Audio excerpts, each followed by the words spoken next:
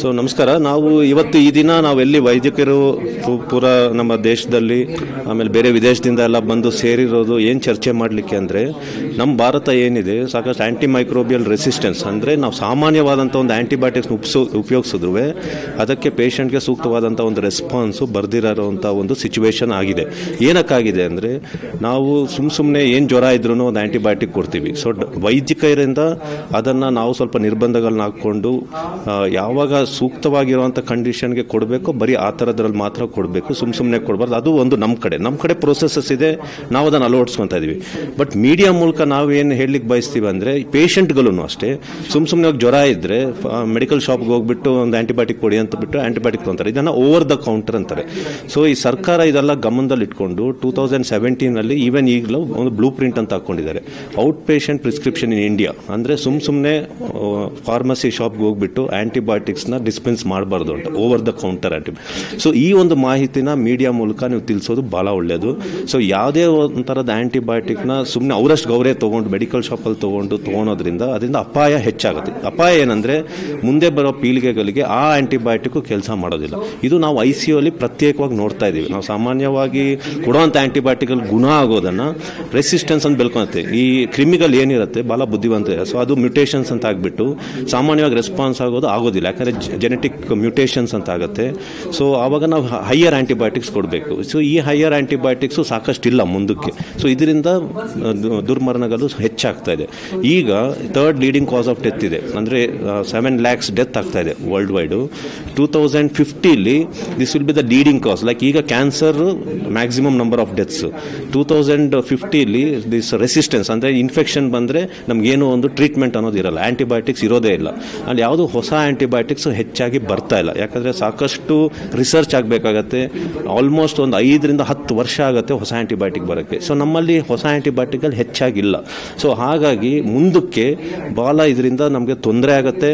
ಆಮೇಲೆ ಇದೇ maximum deaths world wide ಇಂಡಿಯಾಲಿ ಇದರಿಂದ ಆಗುತ್ತೆ. ಆಮೇಲೆ ನಮ್ಮ ಭಾರತದ ಇನ್ನೊಂದು ವಿಶೇಷ ತೊಂದರೆ ಏನಂತಂದರೆ, ಲಾರ್ಜೆಸ್ಟ್ ಆ್ಯಂಟಿಬಯೋಟಿಕ್ ಅಂದರೆ ಸಾಕಷ್ಟು ಆ್ಯಂಟಿಬಯೋಟಿಕ್ಸು ಉಪಯೋಗಿಸ್ತಾ ಇರೋದು 3ನೇ ಸ್ಥಾನದಲ್ಲಿದೆ ಭಾರತ ಹೋಲ್ ವರ್ಲ್ಡಲ್ಲಿ.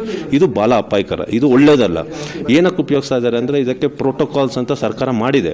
ಆ ಪ್ರೋಟೋಕಾಲ್ಸ್ನ ನಾವು ಸ್ಟ್ರಿಕ್ಟಾಗಿ ಅಳವಡಿಸ್ಕೊಬೇಕು. ಅಲ್ಲಿ ಯಾರು ಸುಮ್ಮನೆ ಆ್ಯಂಟಿಬಯೋಟಿಕ್ಸ್ ಉಪಯೋಗಿಸ್ತಾ ಇರ್ತಾರೋ ಅದನ್ನು ನಾವೆಲ್ಲ ಒಂದು ಡೇಟಾ ಥರ ಇಟ್ಕೊಂಡು ಅದನ್ನು ಶೇರ್ ಮಾಡಬೇಕು. ಇದನ್ನು ನಿಲ್ಲಿಸಲಿಕ್ಕೆ ಸಾಕಷ್ಟು ಕ್ರಮಗಳು ತೊಗೊಬೇಕು ಸರ್. ಸೊ ಈ ಒಂದು ಮಾಧ್ಯಮದ ಮೂಲಕ ನೀವು ಪಬ್ಲಿಕ್ಗೆ ತಿಳಿಸ್ಬೇಕು, ಆ್ಯಂಟಿಬಯೋಟಿಕ್ಸ್ ಯಾವುದೇ ತೊಗೊಂಡ್ರೂ ಅದು ಡಾಕ್ಟರ್ ಪ್ರಿಸ್ಕ್ರಿಪ್ಷನ್ನು ಆಮೇಲೆ ಸೂಕ್ತವಾಗಿರುವಂಥದ್ದು ತೊಗೊಬೇಕು. ಸುಮ್ಮನೆ ಅವರಷ್ಟು ಗೌರವ ಹೋಗಿ ಮೆಡಿಕಲ್ ಶಾಪಲ್ಲಿ ಆ್ಯಂಟಿಬಯೋಟಿಕ್ಸ್ ತೊಗೊಳೋದನ್ನು ನಿಲ್ಲಿಸಬೇಕು. Just now we are discussing about this antimicrobial resistance. Antimicrobial, we know that is small bacteria, fungi which are there in this earth for billions of years. We human being came hardly probably 5,000, 10,000 years back in this earth, but these small bacteria and fungi are there for billions of years in this earth, and they are actually the rulers. We are foreigners to this earth, and what is happening? We are infiltrating into their areas. So with more and more infiltration, what is happening? These bacteria and fungi, they are becoming angry and they are attacking us. So where they attack? They attack those people who are weak, whose defense mechanism is weak, and who cannot fight against the different kind of microorganisms which actually invade their bodies. So it happens mainly in intensive care units, where mostly the body becomes weak because of multi-organ problems. So whenever a patient comes to ICU, he may be having lung problem, liver problem, heart problem, or maybe having kidney problem. So all these problems leads to a weak immune system of the body. And that point of time, what happens? These bacteria, they attack the whole body in a different manner, and they try to kill the patient.